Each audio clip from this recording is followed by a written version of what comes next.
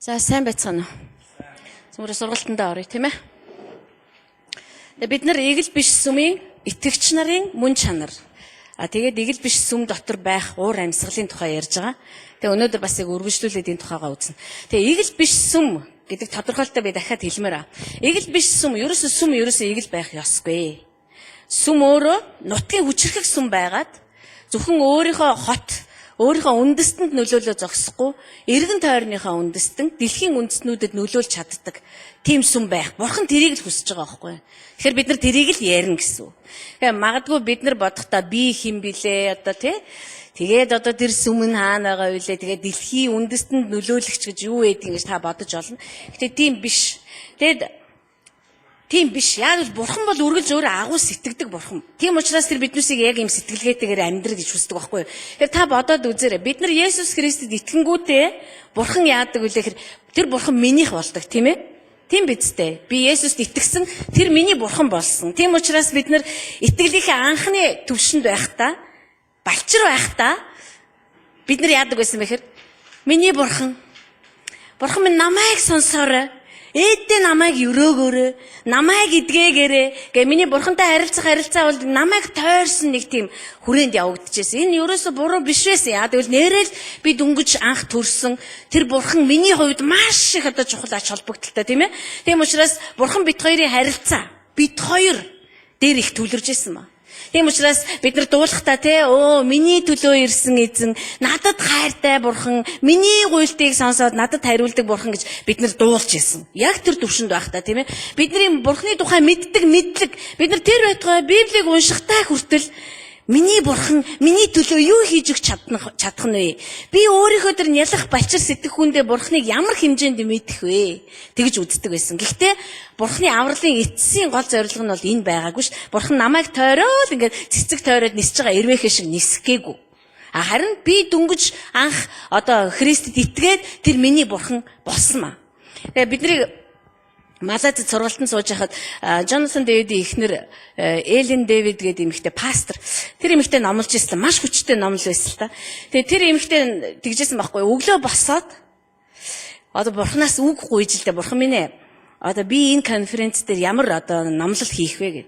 Тэгээ бурхан түүнд үг өгөөгүй харин асуулт тавьсан гэж байгаа байхгүй. Ямар асуулт байсан бэ гэхээр чи өөрийнхөө бурханд үйлчилдэг үү? Эсвэл сүмийн тэргүүн болох тэр бурханд үйлчилдэг үү? Эсвэл чи бүх үндэстнүүдийн бурханд үйлчилдэг үү гэж гурван асуулт асуусан гэж байгаа байхгүй. Тэгээд эндээс сургуулаад маш их зүйлийг ойлгож авсан гэж. Тэгэхээр бид нар ч гэсэндээ Христэд дөнгөж итгэнгүүт тэр миний бурхан тийм ээ? Миний хувийн харилцаа маш чухал байдаг. Тэгээ би одоо яаж л өөрөө эзнийг таньж мэдэж аммаар мөн тэр надад хариуд нь одоо юу илэрхийлж харуулмаар. Бид нар харин өсөөд ирэхээрээ зэрэг бурхан бидэнд яадаг вэ гэхээр бид нар яг нялх хүүхэд одоо гэр бүлд төрөхөөр одоо тэр нялх хүүхэд бол ерөөсөө эхний 1 жил бол тэр гэр бүлийн хаана нь эдэн шүү дээ. За эхний 3 сар бол одоо ерөөсөө бүгдээрээ чимээгөө яваараа аяархан байгаар чанга инээж болохгүй чанга ханиаж болохгүй тийм хүчтэйг нь ханиаж мань хүүхэд унтчих чи ямар сони гээд бүгдээрээ тэр хүүхдийг тойроод л ингээл тэгэл хамаагүй тэрж болохгүй хамаагүй үнсэж болохгүй гэж тэгдэг байсан биз дээ тийм ээ. Тэр хүүхдийн хувьд бол ерөөс ингээл бүгд өөрийг нь анхаарсан одоо бүгд. Гэтэ хүүхэд том болох тусам бид нар тэрийг ингээл тойроод гүгээд байдгүй шүү дээ. Яа тэгвэл хүүхэд том болж өөрөөр хэлбэл тэр хүүхэд одоо миний бурхан гэхээсээ илүүгээр бидний бурхан гэдэг тэр ойлголт руу ордог тийм ээ. Өөрөөр хэлбэл сүм чуулганы эзэн юм байна шүү дээ тэр чинь. Ганцхан миний хувийн амьдрал, ганцхан миний бурхан биш юм байна. Тэр чинь сүм чуулганы бурхан юм байна. Зарим христчингүүд нэг энэ өсөлтийн төлөвшөлт рүү орохоор хямардаг. Яа тэгвэл бурхан өөрийг л гэдэм байх гэсэн чинь зөндөө олон хүүхдүүдийг бас хайрладаг тийм ээ. Бүр чуулганы тэргүүн болоод эхэлж байгаа байхгүй. Ямар сони би уг надад л амар санаад мэдээж тийм бурхан гэхдээ бурхан зөвхөн тэгээ зогсохгүй бидний жижигхэн тархины ойлголтоор л бид нар тэгж явж байгаа байхгүй. Тэгэхээр бид нар бас бодох хэрэгтэй болж байна тийм. Нэр би өнөөдөр ямар бурханд итгэдэг. Миний төлөө бүхнээ өгсөн тэр бурхан минь. Намайг л хайрладаг тэр бурхан. Намайг сонсдог. Надтай л хоёулахны амар жаргалтай байдаг тэр бурхан. Үйлчлээд идэг юм уу? Эсвэл одоо би бүр тэр төвшнгөөсөө гараад үгүй. Христийн бие болох бидний үйлчлдэг тэр бурхан. Бид хамтдаа үйлчлдэг тэр бурхан хэн бэ? Сүм чуулганы тэргүүн нь байдаг тэр бурхан чинь хэн бэ? Ерөнхийдөө бид нар яг ингэ зогсох гээд байгаа байхгүй юу? Тэгээ бид нар яах гэж хаанчлалын сүмийн итгэгч нарын мөн чанарыг үзээд байгаа юм? Яах гэж бид нар хаанчлалын сүмийн уур амьсгалыг үзээд байгаа юм? Зорилго нь яг юу юм? Цөмөр Изекиэл номон дээр очие. Изекиэл номон дээр. Изекиэл номын 36 дугаар бүлэг 30 за Изекиэл өнөөдөр бид нар тэр бүлгүүдийг л онцгойлон үзнэ. Гэхдээ Изекиэл номыг та уншаад үзэх юм бол тийм өгүүлбэр маш олон удаа бичигдсэн байна. Изекиэл номын 36 дугаар бүлэг. 36 дугаар бүлэг эхлэхдээ Бурхан Изекиэлд ингэж хэлж байгаа юм. Хүний хүү чи Израилийн улсад иш үзүүлээ гэж. Өөрөөр хэлбэл Израиль үндэстэнд хандаад чи иш үзүүлээ гэсэн маа. Иш үзүүл. Тэгээ цааш нь юу гэж хэлсэн бэ гэхээр за би ингээд урт ишлэл байгаа учраас за 16-аас нь эхлэе. Тэгээд эзний үг надад ирж хүний хүү Израилийн гэр өөрийн их нутагтаа сууж байхдаа тэд өөрсдийн зам болон өөрсдийн үйлсээрээ тэр газрыг бузарлав. Миний өмнө тэдний зам нь эмэгтэй сарын тэмдгийн бузартал мэт байсан. Тиймийн тул тэрхүү газар дээр урсгасан цусны төлөө ба түүнийг шүтээнүүдээр бузралснаас нь олж би өөрийн хилэнгээ тэдний дээр асгасан билээ. Би өөрийнхөө үндэстэн дээр яагаад хилгэнсэн, яагаад хилэнгээ тэдний дээр цотгосон шалтгаанаа хэлж байгаа. Цаашгаа би бас тэднийг үндэстнүүдийн дунд тарааж тэд ус гүрнүүд даяар хөөгдсөн юм аа. Тэдний замууд болон тэдний үйлсийн дагуу би тэднийг тэгж шүүсэн юм аа. Израильчуудыг ярьж байна тийм ээ. Тэд очих улсуудтай очмогцоо миний ариун нэрийг бузралсан.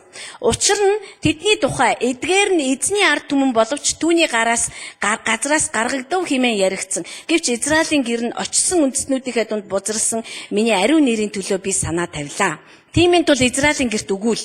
Эзэн бурхан ийхүү айлдаж байна. Израилийн гэрээ би үйлдэл хийх гэж байгаа нь та нарын төлөө бус. Харин та нарын очсон үндэстнүүдийнхээ дунд бузралсан миний ариун нэрийн төлөө юм. Үндэстнүүдийн дунд бузралгдсан тэдний дунд та нарын бузралсан миний ариун нэрийн байдлыг би хамгаалах болно. Тэдний нүдэн дээр би та нарын дунд өөрийгөө ариун хэмээн батлах үед үндэстнүүд намайг эзэн мөн гэдгийг мэдэх болно гэж эзэн тунхаглаж байна. Энд бүр үнэхээр яг Бурхны голчин зүрх сэтгэл нь энд сонсогдож байгаа юм. Юу гэж хэлж байна гэхээр сая нөхөр өтер хэд хоногийн өмнө хүнтэй уулзсан байхгүй. Тэгээ тэр залуу ингээд Есүс итгэдэг ингээд ярьжсэн надад бит хоёроос тэгж асууж байсан. Гэхдээ энэ гудамжаар яваад байгаа энэ арх дарсанд орсон одоо амьдрал нь ингээд оронгоороо эргэцсэн одоо тий ажилгүй одоо яадаг ийм хүмүүсийг бид нар яах вэ гэж. Тэгээ энд бол ерөөсөө хариулт нь байж байгаа байхгүй. Тэгээ би хэлсэн те эхлээд би аврагдсан. Энэ үед бол би үнэхээр чухал. Хамаг одоо бодол санаа одоо бурхныг мэдэх мэдлэг, гуйлд, өргөл, залбирал, магтаал бүгд бурхан бит хоёрыг л тойроод эргээд идэг гэж. Харин дараад нь би сүмд хурж ирээд сүм гэдэг тэр бурхны гэр бүлийн нэг гишүүн болохтой энэ ганцаараа би биш юм байна гэдгийг мэдэж ирсэн. Тэгээ ганцхан миний тухай биш юм байна.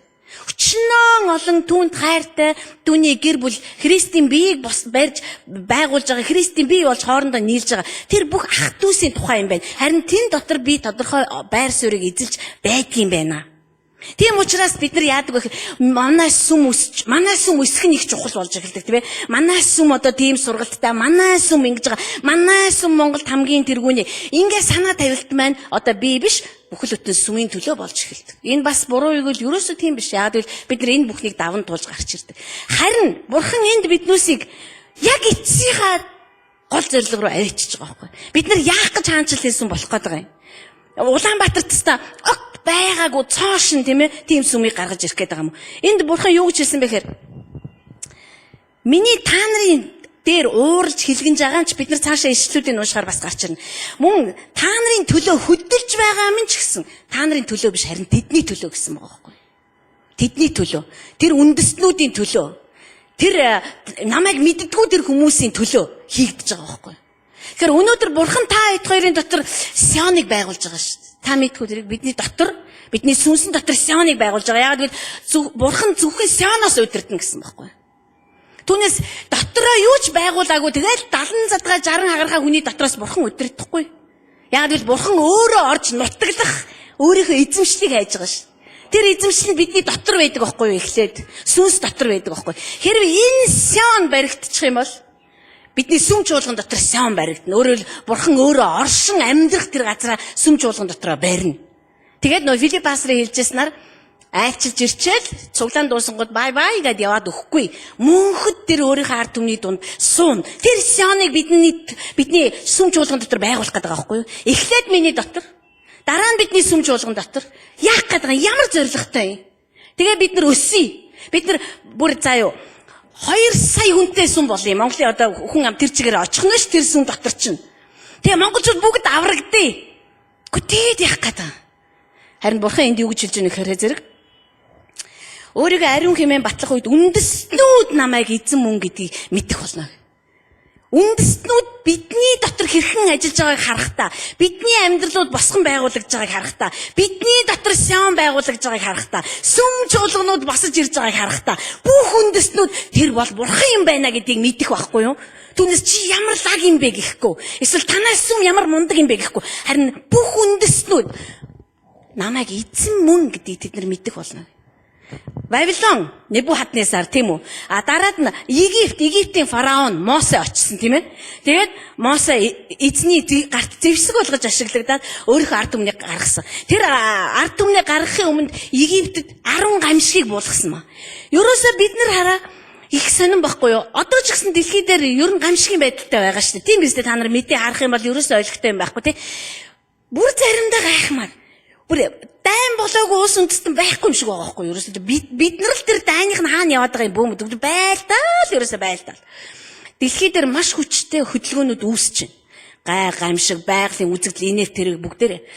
Тэгэхээр эцсийн бүлэгт бид нар энэ бүхнийг юу гэж харах хэрэгтэй вэ гэхээр миний бурхан ажиллаа хийж байгаа бөгөөд тэр бидний дотор ажиллаж байгаа нь тэр Улаанбаатар таанчлалын сүмээ гаргаж ирэх гэж байгаа нь тэр биднийг тэр сүм дотор оруулж ирэх гэж байгаа нь бүх үндэстнүүдийн мэдлийн төлөө байгаа байхгүй юу ерөөсөө.